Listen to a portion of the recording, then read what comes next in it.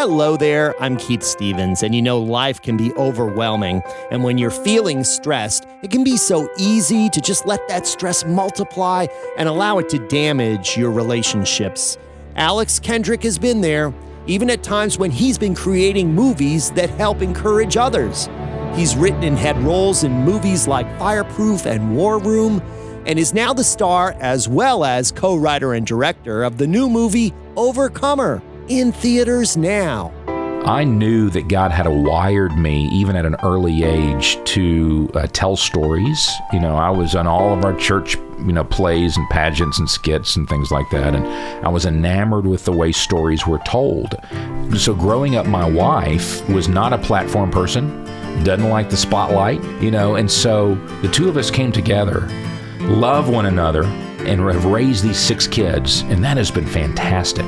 But to the degree that I am called to be in front of people as a speaker, author, actor, director, doing premieres, festivals, whatever, that is not her world. And so she's very uncomfortable. So the more I got into that, the more she pulled back. But I guess it's not too different from a guy going off to Iraq and going on a tour of duty when his wife's at home taking care of the family and kids, which is hard to do by yourself. Then he comes home and he needs his wife, but she needs him. And when my tank is empty just because I'm tired or drained and I've expended all my energy, mental and physical energy doing this project, and I come home, I want my wife, right? And my wife's like, hey, I've been taking care of home and the kids without you, and now that you're back, I need you to refill me. We had our hardest year of marriage when we were making Fireproof, which was about a godly marriage. So we went to counseling, and I began to learn I've got to get refilled by the Lord. So does she.